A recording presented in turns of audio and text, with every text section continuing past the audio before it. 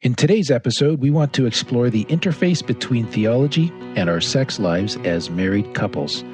These may sound like two very disparate topics, but in reality, what you believe about God, about the Bible, and what you think the Bible says about sex, those things are all going to have a huge impact in how much or how little pleasure you derive from God's great gift of sexuality.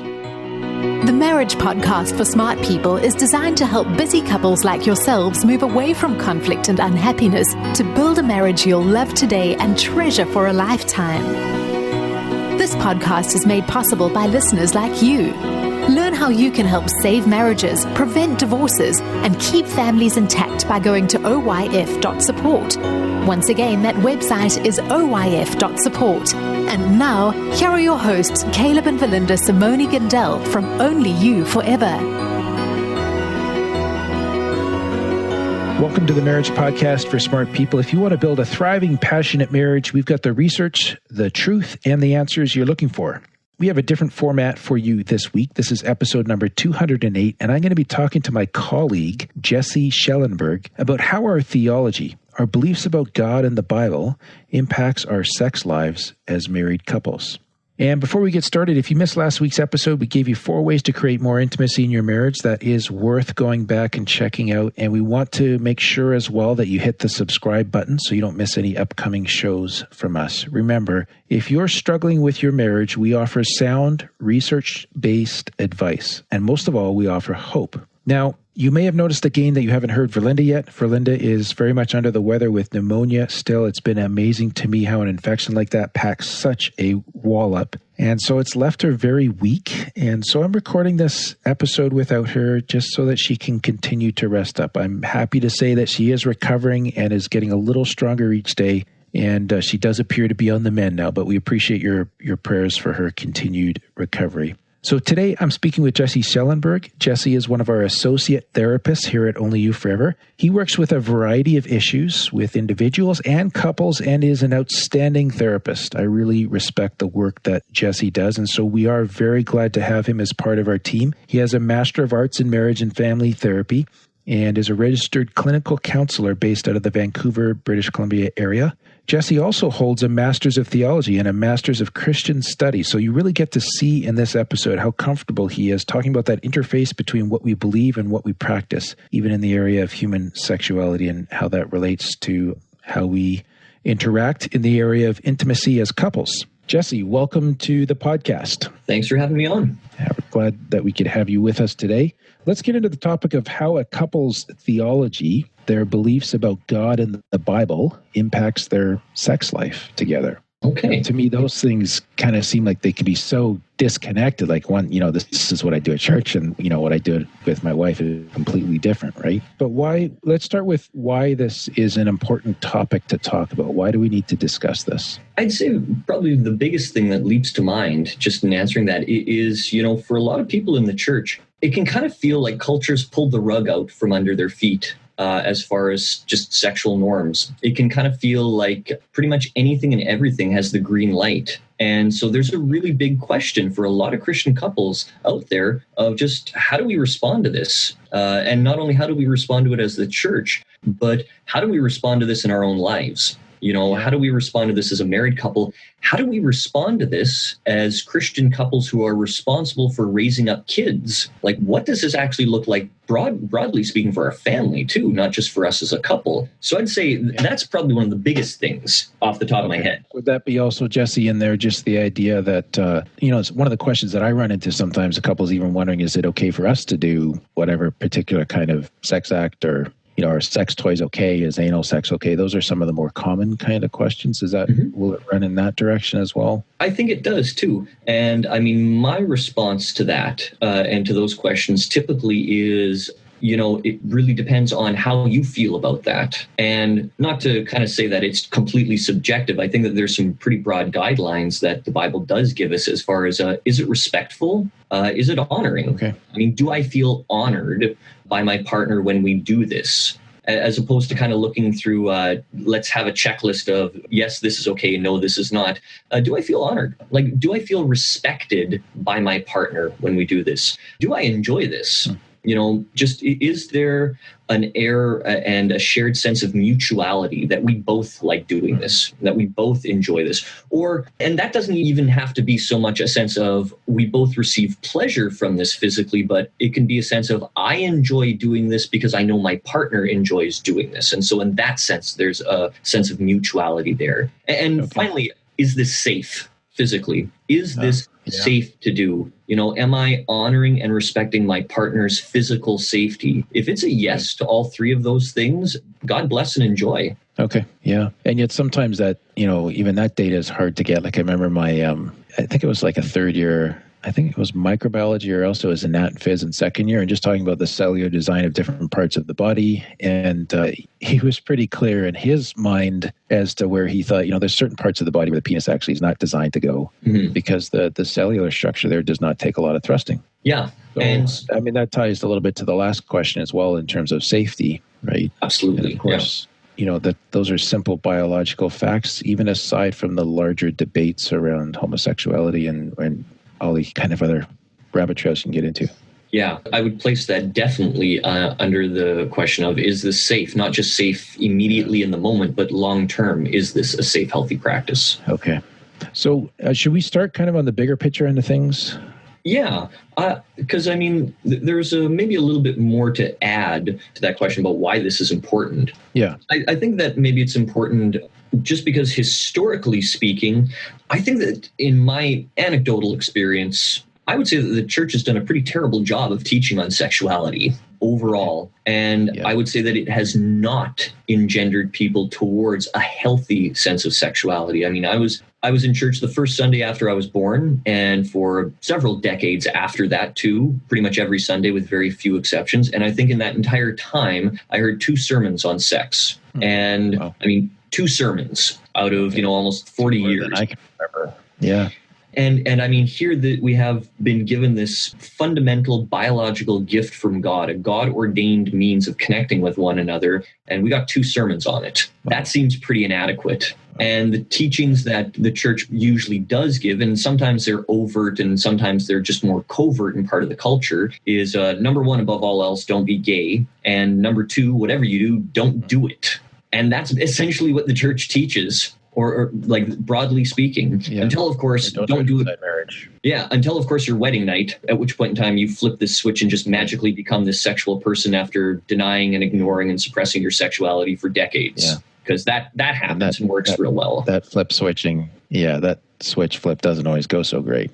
Right? No, it doesn't. Sometimes you get a bit of a short circuit with that. So in the interest of creating a healthy dialogue about sexuality in the church, I think that we just need to start doing more things like this, for example, and just having the conversation, for goodness sakes, first and foremost. Yeah, for sure. And I would say, secondly, just really striving to reclaim a biblical view of human sexuality.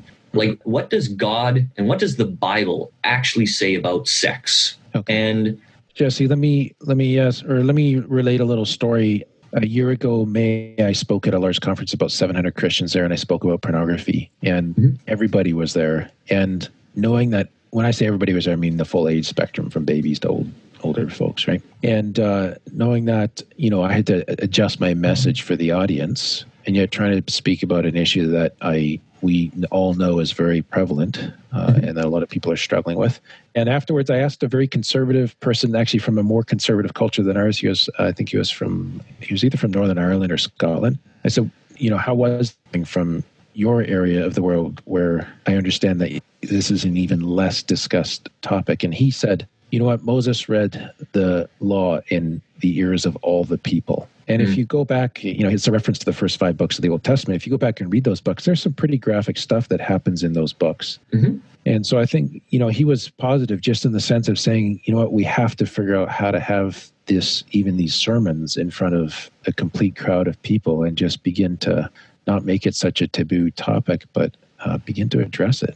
Absolutely. I would 100% agree with that. And I think that some of the hesitation and pushback to that idea can come from people where when you really boil down their argument, their objection is, I'm going to have to then explain this and talk about it with my kids, to which I would say, fantastic, good. Generate that conversation, have that conversation with your kids, and create an open dialogue with them about something as fundamental to their humanity and to the image of God that they're created in as sex and their sexuality. Have that conversation. Yeah. Yeah. And don't you think at a certain level, the kids will actually filter the conversation to their own developmental stage, right? Yeah. As far as parents go, like different kids are going to be different, but it's not going to get too out of control if they're younger or too detailed. It might have more questions and curiosity when they're older. Yeah. I mean, kids are much smarter than I think we give them credit for, and much more resilient to the things that they hear than maybe we might give them credit for. And I mean, I can legitimately understand maybe not teaching kids about something too graphic, but even that's kind of a relative statement. What is too graphic for kids? And I think that's something that every family needs to maybe adjust their expectations and own levels of discussion to. Okay. Yeah. Fair enough. So we need to have more conversations at church. How about even at home? Like, I think, I feel like I should be able to have more conversations because I am a marriage therapist. Mm-hmm. And yet, for Verlynda and I, sometimes it's hard for us to have these conversations to just start talking about what's working or not working, beyond the sort of the indications that we give each other while we're making love, but to actually have chats about sex and what's working and so on. So how can we help couples with that? I think probably the first thing is really, in a sense, attacking the idea that us talking about sex is bad and dirty. If we talk about it, that it's somehow taboo, that it's a no-no. And, I really push back on that for two reasons. One, because it's not helpful. And I mean, it does perpetuate, in a sense, a culture of shame around our sexuality. And two, I think it's unbiblical. I mean, if we're really going to orient our lives around what God says, we need to orient our lives around what God says about sexuality. And what God says about sexuality is an overwhelming positive affirmation. Before the fall of humanity, before sin entered into the world, there was sex. And God could have had us procreating and connecting with one another in any number of ways. He's omnipotent. He's infinitely creative. He could have had us laying eggs like platypi or, reproducing through osmosis. He divinely ordained penises to go into vaginas and declared that it was good. So, and if God himself is going to give that type of affirmation to sex, who am I to go against that? And I would even add to it too. Anytime I have a view of sex that is not in line with what God says about sex, I'm in danger of not just being an error, but in danger of being idolatrous, because I'm giving pride of placement to my ideas over and above what God says. I'm orienting my life around what my culture's told me, what I think, what I'm safe and comfortable with, as opposed to what God has declared, and that is that sex is good. Okay. Can you give me an example of that? I guess in my head I was going to, I'm thinking, what about oral sex? I'm assuming this is between a married couple, so we're within kind of the moral boundaries laid out in the scripture, but I don't think that that's expressly ordained or that the Bible talks about that. You know what? Interestingly enough, it actually does to a certain extent in the Song of Solomon, where the lover talks about her navel being a never-ending goblet of wine. That is a phenomenally sanitized version of that statement. That word that is usually translated safely as navel is actually referring to a female body part a little further down on the anatomy. And I mean, when the beloved talks about, her lover thrusting his hand into the latch and her rising to meet him, that woman is not talking about opening the front door. I mean, this is God-ordained, breathed scripture talking about oral sex and manual stimulation. Like, it's sanitized, of course, because we're North Americans and, we can't have the Bible expressing too much about sex. But, we have an entire book in the canon of truth that's given to us about sex. How much more of an endorsement can we get than that? And also keeping in mind, too, the very first commandment given to humanity is be fruitful and multiply. a sexual commandment, God's way of saying, just like I've created you in my image, go out, have lots and lots and lots of sex, and make more of me in that image. Like, that is a rousing endorsement from our Creator that sex is good. Yeah, fair enough. So I think probably like the first thing I'd say is just really us overcoming this idea that having the conversation is dirty. It's not. It's good. It's godly. It's encouraged. And also, too, I mean, if we just need a practical emphasis, if you want to have better sex, talk to your partner.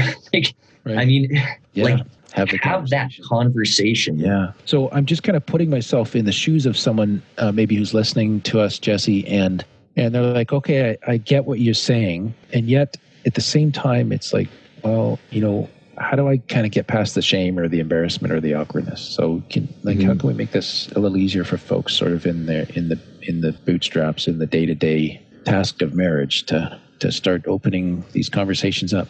Yeah. So if you can't start at the place of having the conversation of sitting down, you know, if maybe you're not at a place where you're ready to sit down and say to your partner, you know, how's our sexual routine? Are you enjoying it? Like, are you liking it? Are there things I can do better? If you're not at that place, have another conversation then and sit down and say, you know what? I think that I actually have a bit of shame around sex. Yeah. Start with that, because, you know, I'm going to, and I'm going to guarantee if you do have some feelings of shame around sex, your partner's probably picked up on that at some point. Like, this is not going to be coming as a surprise. They know.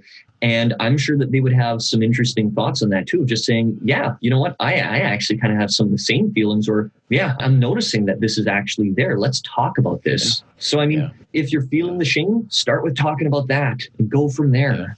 Yeah. And even talking a little bit about the family of origin, like, so what were your family lessons, or spoken or unspoken, about sex and shame related to sex and that kind of stuff too? Like, yeah, I think that's a fantastic idea. Just having that conversation of, so how did the topic of sex get broached or avoided in your family? Right. What did that look like? Yeah. You know, it's interesting here. This fits to a larger principle that we sometimes use when we're doing marriage counseling, which is that sometimes talking about something is a way into talking about it.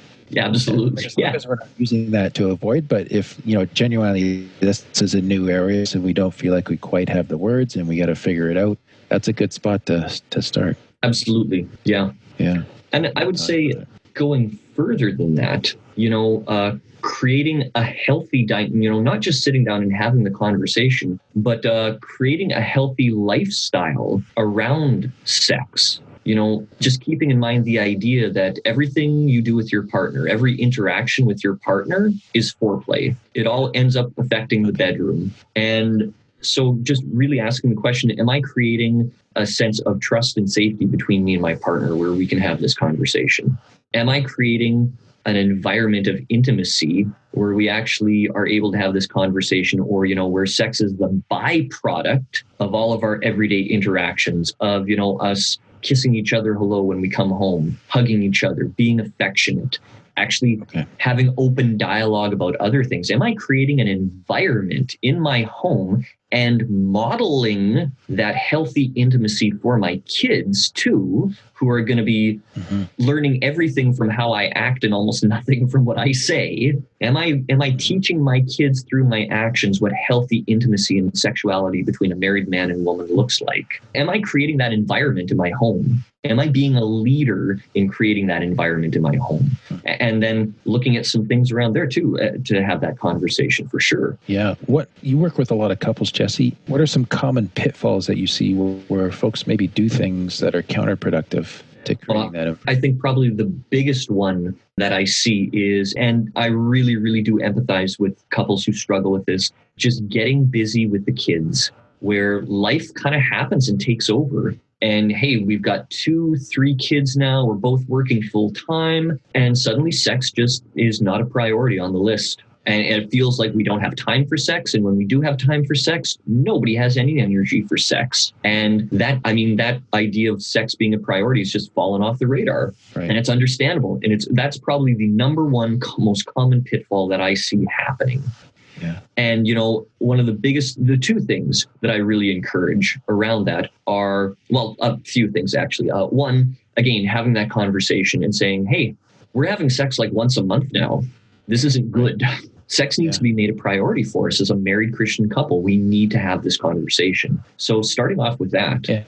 Can I jump in on that, Jesse, too? Absolutely. Also making sure to initiate that conversation as, this is something that's occurring between us and not like, you know what, you never give me any sex or... Oh, yeah. Yeah. So don't start with blaming and projecting, because at some level you both have created this dynamic. You both bought into the system and created what you have today, right? So absolutely, as co-creators, you're kind of co-solvers, right? Yes, 100%. Before we start blaming our partners, we need to take a good, hard, honest look at what am I contributing to this? How am I contributing to maybe this desert that we're in right now? Yeah. And, to the men out there, because I think this might be somewhat stereotypical, but I find it's often men who are saying we never have sex anymore. Like this has kind of gone out the window.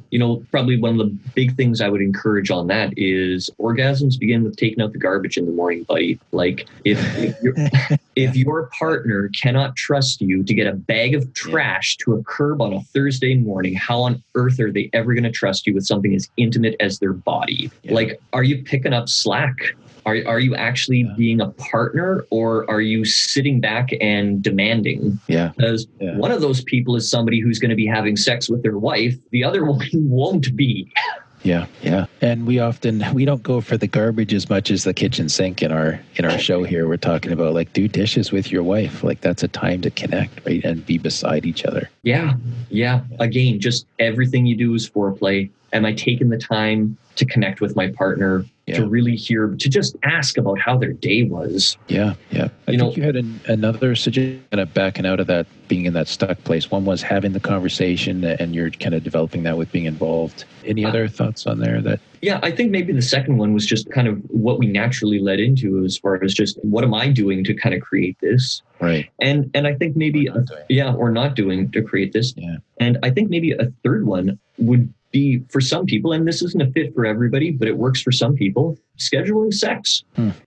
For a lot of people, they do push back against that and say, hey, it kind of takes the romance out of things. It loses a little bit of the spontaneity that we used to have. And, to that, I'd say two things. One, some of the spontaneity is lost because you have 3 kids now. You don't have room to be spontaneous like you did when you were 22 years old and newly married. But, the other thing, even though, maybe there is some spontaneity that's lost there, there's also something that people know that they can look forward to. A lot of couples that I talk with about scheduling sex say, I really look forward to Wednesday night because it's the middle of the week and I'm tired and I'm kind of stressed out and I really need to physically connect with my partner. And I know when we put the kids to bed on Wednesday night, we get to have sex, and man, do I ever look forward to that. And so there's a sense of anticipation that gets created that gives a little boost to the sex drive. Right. Now, again, not for everybody. Not for everybody. Yeah, to be candid, we don't promote it a lot. I guess we're in the not for everybody category. I know other shows do, but I think part of it too, Jesse, is what you've mentioned though, is kind of how that's presented or how you guys see it as well. Scheduled sex in terms of a duty or an obligation is a lot different than the idea to set aside a point in time and we're going to enjoy the anticipation of that. Yeah. And I mean, that does not have to be an every week, hey, we're going to mark this on the calendar sort of thing. That can be a weekly changing discussion of, hey, kids are having a sleepover on Saturday night. Let's go grab some dinner and go home and have sex. Okay. Yeah. I mean, like you've got 3 kids, you can be flexible with stuff. Like, you don't have to write this in stone and, swear your soul on it, so to speak. Yeah. So Jesse, you and I, we didn't script this interview, but I'm just going to throw one at you, and I think you'll be able to get where I'm going here. Is how about theology and initiating sex? Theology and initiating sex. Yeah, in the sense of, so I have in mind, someone made an offhanded once. I finally figured out that if I want to make love with my wife, I have to do more than slap her butt in the morning. Mm-hmm. Right. And so I'm going to sort of somebody being created in the image of God, the whole person. You catch my drift there? Yeah. Like, how do I go about our spouse? Yeah. Is going to have an impact on how we initiate foreplay, if you will, taking out the garbage, right? Mm-hmm. So probably the biggest one that just leaps to mind, that question of how do I initiate sex? Radical proposal. Ask your wife how she would like you to initiate sex. Okay. Like, I know we're really off the reservation here, but like, talk to your partner. Say like, hey, how would you like me to initiate sex? How would you like me to kind of put out the vibe, so to speak, during the day of, yeah, like I'm into you tonight, hun. How do you actually want me to create that environment where we're both anticipating sex, where we're both looking forward to sex? How do you want me to do that? Or, even more simply put, so what turns you on? Just having that conversation. How do I put out that signal and communicate with you that this is what I'm looking for, that this is kind of what I'm angling for? And I mean, how do you want to respond if the answer is yes? And how do you want to respond if the answer is no? Okay. Just having that conversation. Yeah, for sure.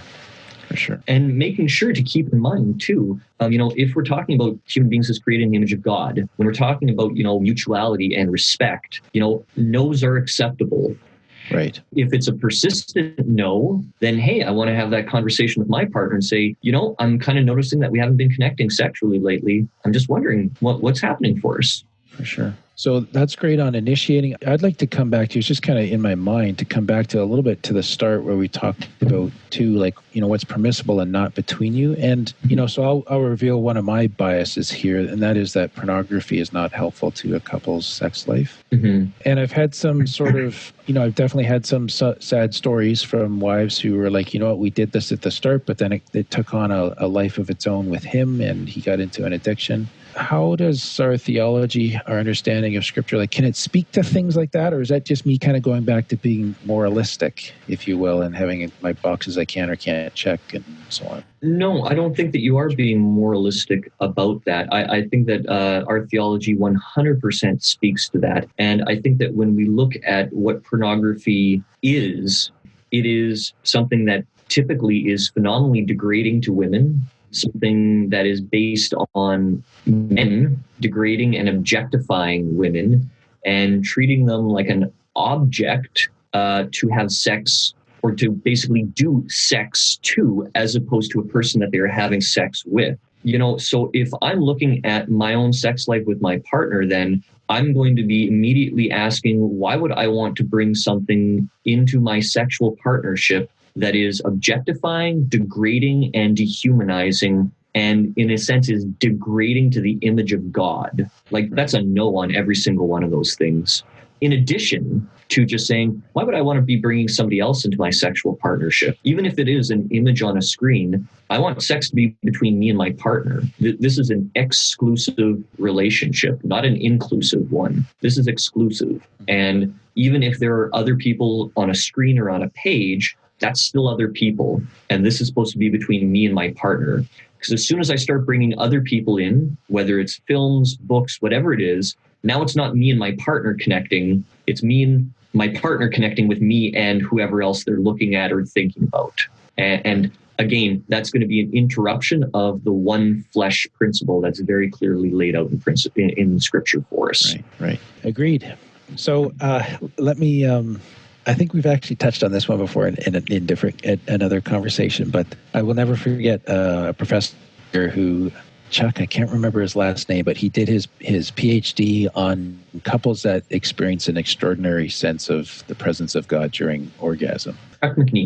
Chuck McNee. And to which his mother, when he told her what he was doing his dissertation on, she thought, I never thought my boy would go into that, or something to that effect.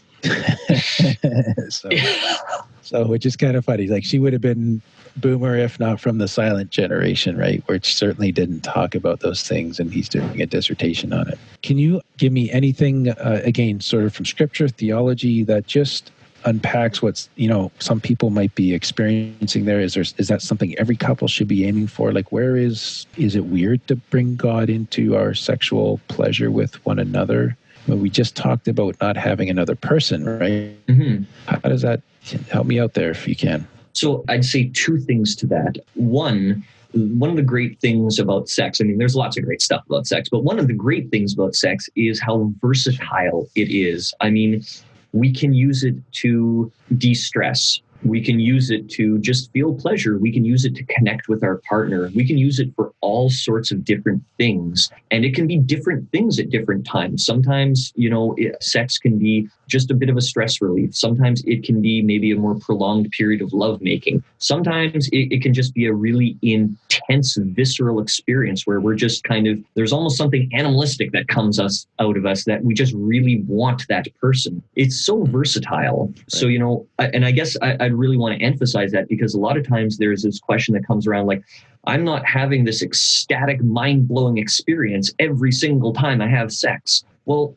yeah, that's because it's different things at different times, and we need to adjust our expectations around that. We often quote a research paper on that point, saying that very happily married couples they have, I think, satisfying or barely satisfying sex, something like that, about half the time. So even for them, they're still very happily married, but half the time it's just not amazing.